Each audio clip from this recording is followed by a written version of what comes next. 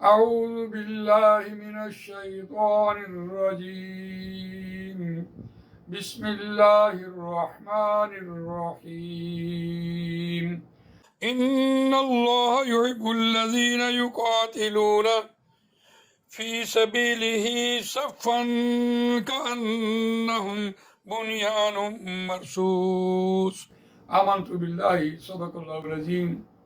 رب اشرح لي صدري ويسر لي امري واحلل عقدة من لساني يفقهوا قولي اللهم ارنا الحق حقا وارزقنا اتباعه وارنا الباطل باطلا وارزقنا اجتنابه آمین یا رب العالمین۔ دوستو اور بزرگوں، سورہ صف آیت نمبر 4 آپ کے سامنے تلاوت کی ہے، اور اس آیت میں بنیان مرصوص ایک مرکب توصیفی کے حوالے سے لفظ بولا گیا۔ سیسا پلائی ہوئی دیوار ہے، ایسی دیوار جس کے اوپر اگر آپ توپ کا گولہ بھی ماریں تو پھر بھی دیوار نہ گرے، ایسی مضبوط دیوار کا ذکر ہے، مرکب توصیفی کا حوالہ ہے۔ تو آج اس لفظ کو پاک بھارت 4 روزہ جنگ، اس میں جو پاکستان نے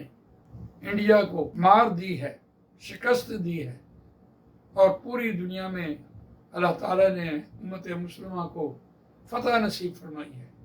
تو اس بنیاد پر اس ایک مرکب کو اختیار کیا ہے۔ اور اب دیکھیے پوری امت مسلمہ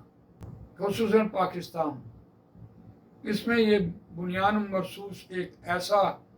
لفظ بن کر ابھرا ہے کہ انہوں نے بھاول نگر میں ایک ٹورنامنٹ ہے والی بال کا، اس پر بھی بنیان مرصوص لکھ دیا۔ کوئی جلسے جلوس، کل کوئی دکان ہو جائے گی تب بھی بنیان مرصوص ہو جائے، کوئی فیکٹری ہو جائے گی، کوئی چیز ہے وہ اس کے اوپر بھی بنیان مرصوص لکھ دے گی۔ ہماری قوم نہ سمجھتے ہو اس لفظ کا اطلاق ہر جگہ پر کر دینا توہین قرآن، حالانکہ یہ ایک مخصوص لفظ ہے، مخصوص مرکب توصیفی ہے۔ جس جگہ پر قرآن مجید لے کے آیا، قرآن مجید اس کو لے کے آیا کہ بے شک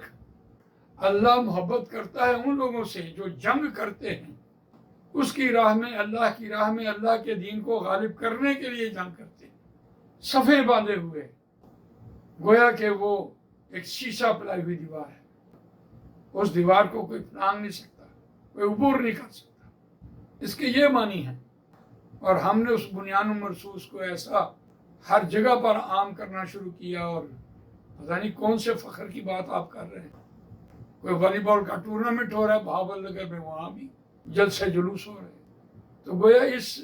بنیان مخصوص کے لفظ کا تقاضا کیا ہے، کس جگہ پر وہ استعمال ہوا اور کیوں وہ استعمال ہوا۔ قرآن مجید نے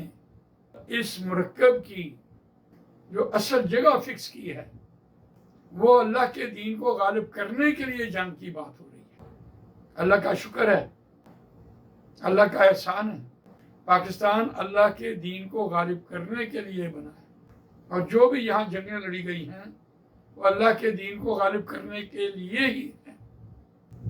آپ سن 65 دیکھیں، اے مسلمانوں کلمے کا ورد کرتے ہوئے دشمن کی صفوں میں گھس جاؤ، کس نے بولا؟ ایوب خان نے بولا۔ اور مسلمان پاکستانی فوج سن 65 میں وجود میں آئی ہے، پوری دنیا کے سامنے پتہ لگا کہ کوئی فوج ہے۔ اس وقت تو ایٹم بم نہیں آیا تھا، اس ایٹم بم کا آج سہارا لے رہے ہیں۔ اس کے بعد ضیاء الحق راجیو نے پاکستان پر حملہ کرنے کی ٹھانی، اور ضیاء الحق ایٹم بم کا سوئچ لے کر پہنچ گئے کرکٹ دیکھنے کے بہانے، وہاں اس کو ٹھنڈا کیا، اس کو منہ کی کھانی پڑی۔ اور آج فیلڈ مارشل عاصم منیر صاحب، ان کا تقوی، ان کی بہادری، ان کی جرت، ان کی استقامت کا داد دیتے ہیں کہ انہوں نے کس طرح سے، کن حالات سے پاکستان کو نکالا، اور نکال کر ایک مارکا وجود میں لا کر دکھایا، تو پوری دنیا مان گئی ہے۔ لیکن یہ ایسا ہوا کیوں اللہ تعالیٰ نے یہ ایک موقع نصیب فرمایا؟ آپ غزوہ بدر دیکھیں، 313 مسلمانوں نے 70 مشرکین مکہ کو ایک ہی کنویں میں پھینکا، اور مدینے کی ریاست میں عبداللہ ابن ابی غزوہ بدر کے بعد مسلمان ہوا، اور پورا 1 سال وہ ابو سفیان سے مال کھاتا رہا، وہ منافقت اور مسلمانوں کی جو ریشہ دبانی ہے مسلمانوں کے اندر نفاق پیدا کرتا رہا، اس مال کی غرض سے غزوہ احد جو سورہ آل عمران میں 6 رکوعوں پر مشتمل ہے، غزوہ احد ہوئی اس لیے کہ مسلمانوں کے اندر ایک نفاق تھا، مال کی محبت تھی، اس کو اللہ تعالیٰ نے مسلمانوں کو دکھانا بھی تھا تاکہ مسلمان اس سے پرہیز کرے اور آئندہ صحیح ایمان پر کھڑے ہو جائے۔ تو آج پاکستان کی ریاست، اس میں دیکھیے، ہم کہتے تو ہیں مدینہ کی ریاست ہے، اس کی تشبیہ بھی دیتے ہیں، حالات اور واقعات کے اعتبار سے یقیناً آج ہمارے ملک میں جتنی فرقہ واریت ہے، جتنی مسلک پرستی ہے، اس کا کلا کما اس مارکہ نے کیا ہے۔ آج دیوبندی ہوں، آج بریلوی ہوں، آج اہل حدیث ہوں، سب اس پر ایک فخر محسوس کر رہے ہیں، یہاں تک کہ پی ٹی آئی وہ بھی مجبور ہو گئی ہے اس پر کہ ہاں جنرل عاصم منیر نے ایک کام کر کے دکھایا، مجبور ہو گئی، ورنہ اتنی مخالفت تھی، پاکستان کے عوام میں ایک دوسرے کو سلام کرنے کے لیے تیار نہیں تھے، اور اللہ تعالیٰ نے اس مارکے سے ایک وہ اجتماعیت پیدا کی، وہ اتحاد پیدا کیا۔ اس کا مطلب ہے کہ جو جنگیں ہوتی ہیں اس میں امت جو ہے وہ کھڑی ہو جاتی ہے، جم جاتی ہے۔ تو قرآن مجید نے جہاں اس کا ذکر کیا، غزوہ احد کا ذکر کیا، اس سے پہلے یہ سورہ آل عمران اور آیت نمبر 123، وَلَقَدْ نَصَرَكُمُ اللَّهُ بِبَدْرٍ وَأَنْتُمْ أَذِلَّةٌ فَاتَّقُوا اللَّهَ لَعَلَّكُمْ تَشْكُرُونَ، اور البتہ تحقیق مدد کر چکا تمہاری اللہ بدر کے مقام میں، اور تم کمزور تھے، وَأَنْتُمْ أَذِلَّةٌ، یقیناً 1000 کے مقابلے میں ادھر 313 تھے، لیکن غزوہ احد میں 3000 کے مقابلے میں 1000 تھے، بے سر و سامان۔ اور آج دیکھیے پاکستان کے مقابلے میں اسرائیل بھی آیا، امریکہ بھی آیا، فرانس بھی آیا، رشیا بھی آیا، پوری دنیا تو بھارت کے ساتھ تھی، اور امت مسلمہ ایک اپنی ہمت، بہادری، شہادت کا جذبہ لیے ہوئے، شہادت ہے مطلوب و مقصود مومن، نہ مال غنیمت نہ کشور کشائی، اس کو لیے ہوئے جب میدان میں اترا تو یقیناً اللہ تعالیٰ نے غزوہ بدر میں بھی یہ بات کہی، غزوہ احد سے پہلے یہ بات کہہ دی، فاتقوا اللہ، پس ڈرو اللہ سے، شاید کہ تم شکر بجا لاؤ۔ اور شکر کیا ہے؟ شکر اللہ مانگتا ہے ہر عزیز ترین چیز اللہ کی راہ میں قربان کرنے سے، اور انسان کی جان سے زیادہ اس کو کوئی چیز عزیز نہیں ہے، تب وہ شکریہ ہوتا ہے اس کا۔ تو انسان کے اندر یہ جذبہ جہاد جو ہے، جذبہ شہادت جو ہے، یہ شکر کی چوٹی ہے۔ تو یہ کام جو ہے، یہ ایک مرد آہن وہی یہ کام کر سکتا تھا اور کام کر سکتا ہے، اپنی بہادری اور اپنی استقامت کے حوالے سے، اور جو سربراہ مملکت ہے اس وقت، اور اس کا نام جنرل عاصم منیر ہے۔ میں سمجھتا ہوں کہ اللہ تعالیٰ جس غرض کے لیے کسی کو منصب دیتا ہے، اور اس کو منصب کا بھی پتہ ہے اور اس کو مقصد کا بھی پتہ ہے، اس آیت کے حوالے سے بڑے بڑے کام اللہ تعالیٰ نے ان سے لینے ہیں، اور جو بڑا کام ہے یہی اس ملک کی ترقی اور اس پاکستان کے وجود کی غرض ہے، اور وہ ہے کہ اس ملک میں دین اسلام نافذ کیا جائے، اور یہ ہو بھی سکتا ہے، کوئی مشکل بات بھی نہیں ہے، صرف ایک چور کے ہاتھ ہی کاٹنے ہیں۔ اگر ایک سزا سعودی عرب میں ترہ امتیاز بن کے ابھری ہے تو کیسا امن ہوا ہے؟ یہاں تو چور کو تحفظ ملتا ہے، چور کے ہاتھ سر عام کاٹے جائیں، ثابت ہو جائے کاٹ دیں، اسلام نافذ ہو جائے گا۔ ایسے عظیم کام جو اللہ تعالیٰ نے اس دنیا میں لیے ہیں، وہ بھی ایک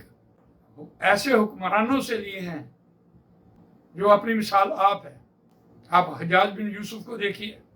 قرآن مجید پر اعراب کوئی آسان بات تھی کہ آج امت مسلمہ ان کی بدولت قرآن پڑھتی ہے۔ اگر یہ اعراب نہ لگے ہوں تو کیسے کوئی شخص قرآن پڑھ سکتا ہے؟ اس اعتبار سے دیکھیے کتنا بڑا کام کر کے چلیں گے۔ اسی طرح اس ملک میں اسلام کو نافذ کرنا اور اس اسلام کی برکات، آپ کی فرقہ واریت، آپ کی مسلک پرستی ساری ختم ہو جائے گی، اور آپ خاص طور پر حافظ جنرل منیر صاحب،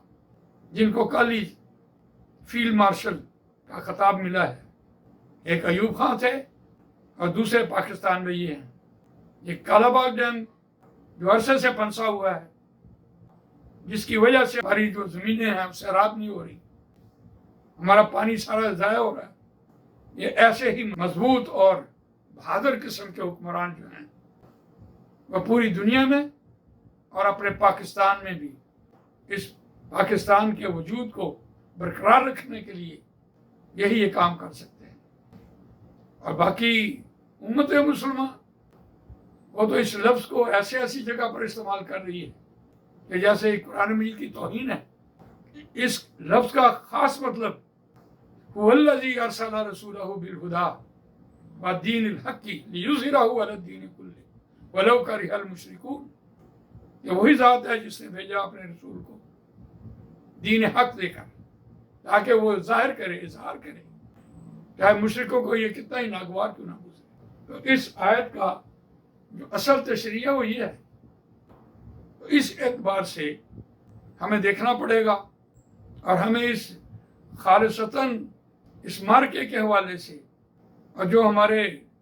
آرمی کے سربراہان نے اس ملک پاکستان کے لیے جو قربانیاں دی ہیں، پوری امت مسلمہ کو اس کا معترف ہونا چاہیے۔ میں سمجھتا ہوں کہ یہ جو گھروں میں بیٹھے اور پراڈوں میں بیٹھے دنیا پرست، ان کو ایک دن کے لیے ایک فوجی کی جگہ پہ بھیجیں تاکہ وہ ملک کی سرحدوں کی حفاظت کرے، اور پھر پتہ لگے گا ان کو جو بھیت کی بولیاں بول رہے ہوتے ہیں۔ اللہ تعالیٰ مجھے اور آپ کو قرآن مجید پڑھنے، سمجھنے، اس پر عمل کرنے، اس کو دوسروں تک پہنچانے کی توفیق عطا فرمائے، اور قرآن مجید کو ایسے سمجھیں جیسے ہم اردو زبان بول رہے ہوتے ہیں، اور قرآن مجید کی ترویج ہو، قرآن مجید کو عام کیا جائے۔ اس کے لیے امت مسلمہ میں بھی یہ کام ہونا چاہیے۔ اب تب کبھی جا کر ہر مسلمان جو ہے وہ اسلام پر کاربند ہوگا، ورنہ ہم نام کے مسلمان ہیں۔ اللہ تعالیٰ مجھے آپ کو قرآن مجید پڑھنے، سمجھنے، اس پر عمل کرنے، اس کو دوسروں تک پہنچانے کی توفیق عطا فرمائے۔ سبحانک اللہم و بحمدک، نشہد ان لا الہ الا انت، نستغفرک و نتوب الیک۔